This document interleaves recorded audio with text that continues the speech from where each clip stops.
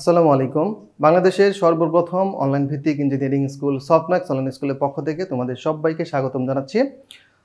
আমরা সবাই অলরেডি অবগত আছি যে পলিটেকনিকে আবারও শুরু হয়েছে ভর্তি পরীক্ষা এবং সেই ভর্তি পরীক্ষাকে সামনে রেখে আমাদের এই আয়োজন এবং আমাদের এই আয়োজনের মধ্যে তোমাদের সিলেবাস ভিত্তিক যে টপিকগুলো আছে, যে সাবজেক্টেরই হোক না কেন, সেই প্রত্যেকটা টপিক ইনশাল্লাহ আমরা বেসিক থেকে শুরু করে একদম যা যা প্রয়োজন সিলেবাস অন্তর্ভুক্ত বিষয় সব কিছু ইনশাল্লাহ আমরা শেষ করব। এবং পরীক্ষা যেহেতু এমসিকিউতে হবে, সেই ক্ষেত্রে সবচেয়ে বড় বিষয় হচ্ছে এমসিকিউ আসলে প্র্যাকটিসের বিষয়।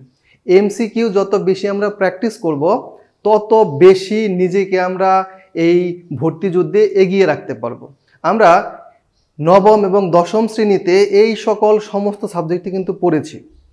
যারা আর্টস বা কমার্স থেকে এসেছি তারা হয়তো বা কিছুটা কম পড়েছি, কিন্তু বেসিকটা কিন্তু আমরা 6, 7, 8 সবার ক্ষেত্রেই কিন্তু আমাদের সায়েন্সের সাবজেক্ট, এরপরে হচ্ছে ম্যাথ, বাংলা, ইংরেজি, এই সকল সাবজেক্টগুলো কিন্তু সবই ছিল।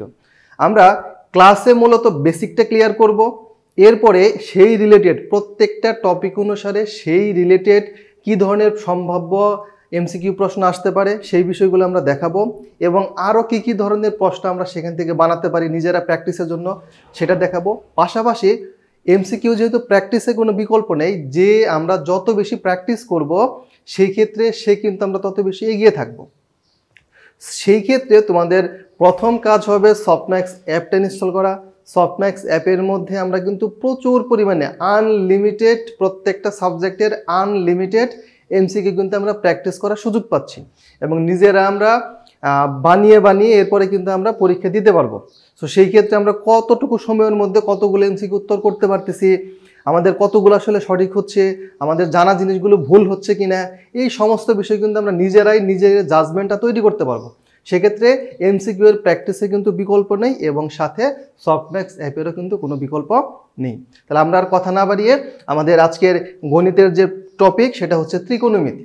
এই ত্রিকোণমিতি অধ্যায় থেকে আমাদের মিনিমাম একটা প্রশ্ন আসেই ম্যাক্সিমাম ক্ষেত্রে। পরীক্ষা যেহেতু 2014 সালে মেবি লাস্ট পরীক্ষা হয়েছিল, এরপরে কিন্তু এই পর্যন্ত আর কোনো পরীক্ষা হয়নি। সেই ক্ষেত্রে সেই প্যাটার্ন অনুসারে ত্রিকোণমিতি থেকে মোটামুটি মিনিমাম একটা প্রশ্ন আসেই।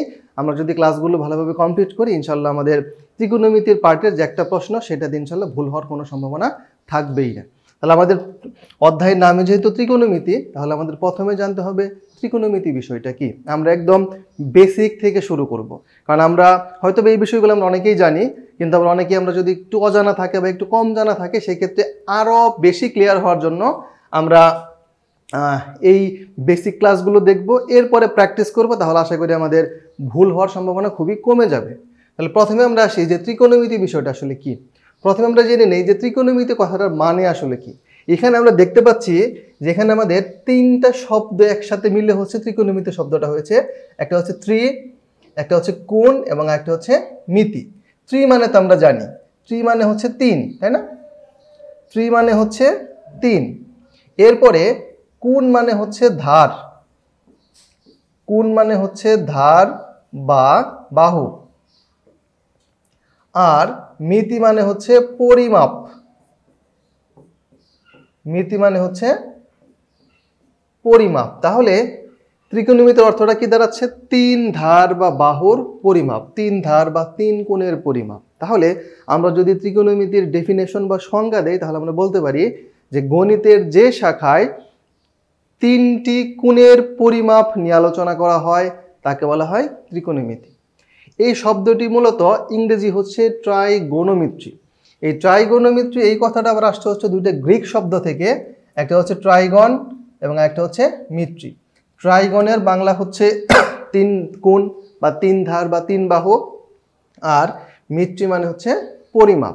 এখন এখানে কিন্তু আমাদের স্পষ্টভাবে বলা আছে যে 3 কোণের সমষ্টি, 3 কোণের পরিমাপ। তাহলে 3 কোণ কোথায় থাকে? 3 কোণ থাকে ত্রিভুজের মধ্যে। এখন ত্রিভুজ তো আবার বিভিন্ন রকমের আছে। বাহুবেদে ত্রিভুজ আছে 3 প্রকার: সমবাহু, সমদ্বিবাহু, বিষমবাহু। আবার কোণের উপরে ভিত্তি করে 3 প্রকার: সমকোণী, সূক্ষ্মকোণী এবং স্থূলকোণী। তাহলে এখানে যে আমাদের 3 কোণের কথা বলা আছে এটা আসলে কোন ধরনের ত্রিভুজ? এটা হচ্ছে সমকোণী ত্রিভুজ।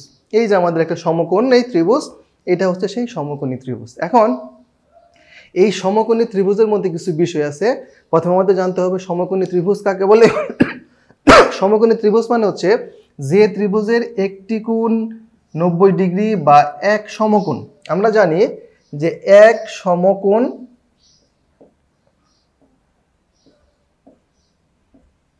সমকোণ সমান হচ্ছে 90 ডিগ্রি। এবং যদি কোণের উপর ভিত্তি করে ত্রিভুজের কথা বলে তাহলে এই যে বাকি যে দুইটা কোণ আছে, এই কোণগুলো এবং এই কোণ, এই তিনটা কোণের সমষ্টি বা যোগফলের মান হবে অবশ্যই 180 ডিগ্রি। তাহলে আমরা বলতে পারি তিন কোণের সমষ্টি, তিন কোণের সমষ্টি কত? 180 ডিগ্রি। তাহলে আমরা এখান থেকে জানলাম সমকোণী ত্রিভুজ কাকে বলে।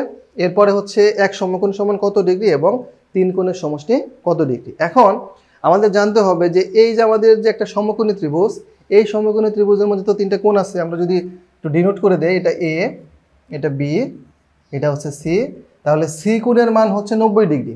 তাহলে এই যে এ কোণ এবং সি কোণ, এই দুইটা কোণের মান অবশ্যই 90 ডিগ্রি হবে, যোগ করলে অবশ্যই 90 ডিগ্রি হবে। এই দুইটার সমষ্টি 90 ডিগ্রি এবং এইটা 90 ডিগ্রি, সব কিছু মিলিয়ে হচ্ছে 180 ডিগ্রি। তাহলে আমরা তো কোণগুলো পেয়ে গেলাম। এখন তিনটা বাহু আছে, সেই তিনটা বাহুর আবার তিনটা নাম আছে। এই যে আমাদের এ বি একটা বাহু, বিসি একটা বাহু এবং এসি একটা বাহু। এখন আমাদের বুঝতে হবে যে সমকোণী ত্রিভুজের তিনটা বাহুর নাম আমরা সবাই জানি। এমন কেউ নাই যে আমরা এই ক্লাসটা দেখতেছি সে জানি না, সেটা কিন্তু আমরা সবাই জানি যে তিনটা বাহুর নাম হচ্ছে অতিভুজ, লম্ব এবং ভূমি। এখন আমাদের যে বিষয়টা ক্লিয়ার হতে হবে সেটা হচ্ছে অতিভুজ কোনটা, ভূমি কোনটা এবং লম্ব কোনটা, বা কার সাপেক্ষে আমরা এই জিনিসগুলো বের করব বা এই নামকরণগুলো করব। আমিও যখন এসএসসি লেভেলে ছিলাম তখন আমিও জেনেছি যে আমরা সবসময় কি এটাকে বলি হচ্ছে অতিভুজ, মানে যে বাহুটা সবচেয়ে বড় সেটাকে আমরা বলি অতিভুজ, খাড়া যেটা থাকে সেটা লম্ব, আর এরকম শোয়ানো যেটা থাকে সেটা হচ্ছে ভূমি। কিন্তু এই বিষয়টা কি আসলেই সঠিক? এই বিষয়টা কিন্তু সঠিক না। কেন না আমি এখনই ব্যাখ্যা করতেছি। আমরা প্রথমেই আসি যে অতিভুজ কোনটা। এটা আমরা সমকোণ, একটা সমকোণী ত্রিভুজের ক্ষেত্রে আমরা তো খুব সহজেই কিন্তু সমকোণটা বের করতে পারবো। তাহলে এটা হচ্ছে আমাদের সমকোণ। সমকোণের যে বিপরীত বাহু, কি বললাম? সমকোণের যে বিপরীত বাহু সেটা সবসময় হবে হচ্ছে অতিভুজ। সমকোণের যে বিপরীত বাহু সে সবসময় হবে অতিভুজ। তাহলে আমাদের অতিভুজটা ক্লিয়ার হয়ে গেল। এখন আসি আমরা লম্ব এবং ভূমি।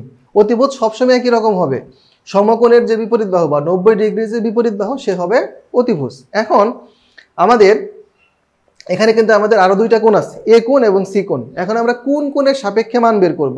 আর আমরা যে থিটার কথা বলি, এই থিটাটা আমাদের কোন কোণ, এ কোণ নাকি সি কোণ? যদি আমাদের এই সি কোণটা থিটা হয় তাহলে সেই ক্ষেত্রে আমাদের লম্ব এবং ভূমি একরকম হবে।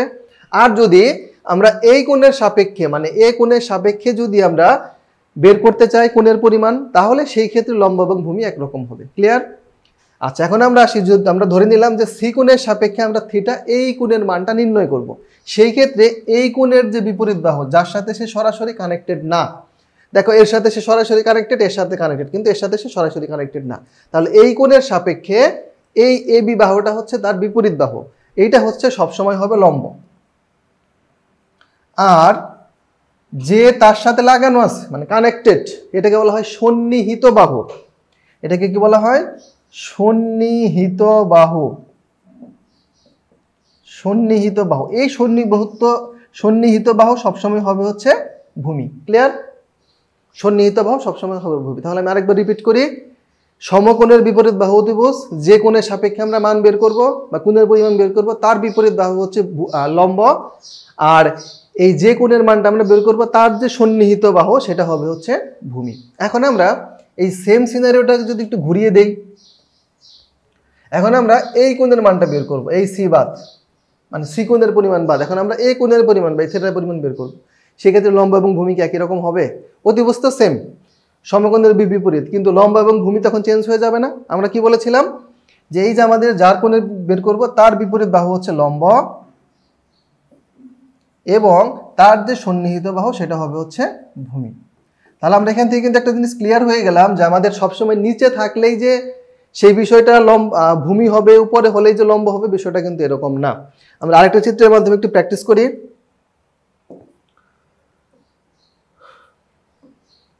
আমরা ধরে নিলাম যে আমাদের চিত্রটা এরকম আছে, এটাকে আমরা একটু ঘুরিয়ে দেই, এরকম আছে। এখন এই যে চিত্রটা আমাদের আছে, এই চিত্রের ক্ষেত্রে কোনটা লম্ব, কোনটা ভূমি, কোনটা অতিভুজ, এটা কিন্তু আমাদের বের করতে হবে। এইটা হচ্ছে আমাদের হোমওয়ার্ক। এই যে আমি যে ঘুরিয়ে দিলাম, আমি আরেকটু কমিয়ে দেই, এই যে ঘুরিয়ে দিলাম। এখন এই ক্ষেত্রে আমাদের লম্ব কোনটা, ভূমি কোনটা এবং অতিভুজ কোনটা, এটা আমরা নিজেরা বের করে ফেলবো, ঠিক আছে। এখন আমরা এই যে বেসিক বিষয়টা জানলাম, তার উপরে ভিত্তি করে আমাদের সম্ভাব্য এমসিকিউ কি কি আসতে পারে সেটা আমরা একটু দেখে নিই। প্রথমে আসি, ত্রিকোণমিতিতে কি নিয়ে আলোচনা করা হয়। আমরা সংজ্ঞার মধ্যে বলেছিলাম কি, ত্রিকোণমিতি মানেই হচ্ছে কি 3 কোণের পরিমাপ। তাহলে আমাদের এখানে অপশন আছে কি, 1 কোণ, 2 কোণ, কোনটি নয়, 3 কোণ। তাহলে আমাদের সঠিক উত্তর হবে কি 3 কোণ। এরপরে ত্রিকোণমিতিতে কোন ধরনের ত্রিভুজ আলোচনা করা হয়, সেক্ষেত্রে আমরা এখানে অপশন কি, সমবাহু, স্থলকোণী। স্থলকোণী মানে হচ্ছে একটা কোণ 90 ডিগ্রি চেয়ে বড়, সূক্ষ্মকোণী মানে হচ্ছে একটা কোণ 90 ডিগ্রি চেয়ে ছোট, আর সমবাহু মানে হচ্ছে সবগুলো বাহুই সমান। এখানে কি বাহুর উপরে ভিত্তি করে নাকি কোণের উপরে ভিত্তি করে? কোণের উপরে, তাহলে এটা তো হবেই না। এখন আমাদের এই তিনটা ছিল কোণের উপরে ভিত্তি করে, কিন্তু আমাদের একটা কোণ কি 90 ডিগ্রি হতেই হবে, তাহলে সেটা কি সমকোণী। তাহলে আমাদের 2 নম্বরের অপশন হচ্ছে সমকোণী। এরপর আসি, এক সমকোণ সমান কত ডিগ্রি, এটা আমরা শিখেছি কত ডিগ্রি, 90 ডিগ্রি। তারপরে ত্রিভুজের 3 কোণের সমষ্টি কত ডিগ্রি, 180 ডিগ্রি। সমকোণের বিপরীত বাহুকে কি বলা হয়? এই যে আমরা যে একটা সমকোণী ত্রিভুজ অঙ্কন করলাম, এইটা হচ্ছে আমাদের সমকোণ, তার যে বিপরীত বাহু সেটাকে আমরা কি বলি, অতিভুজ। তাহলে সঠিক উত্তর হবে অতিভুজ। আর অপশন কি কি ছিল, লম্ব, ভূমি, কোনটি নয়, তাহলে সঠিক উত্তর হবে অতিভুজ। এরকম ভাবে আমরা এই যে প্রশ্নগুলো আমরা দেখলাম, আমরা যদি এই যে এখানে আমরা যে আলোচনাগুলো করেছিলাম, সেই আলোচনাগুলো যদি ভালোভাবে আমাদের ক্লিয়ার থাকে, বেসিকটা যদি স্ট্রং থাকে, তাহলে কিন্তু আমাদের এবং সফটম্যাক্স অ্যাপের মাধ্যমে আমরা যত বেশি এমসিকিউ প্র্যাকটিস করব, তত বেশি কিন্তু আমি নিজেকে অন্যের থেকে এগিয়ে নিতে পারবো। তাহলে আশা করি এটুকু আমরা বুঝতে পেরেছি সবাই। ধন্যবাদ সবাইকে।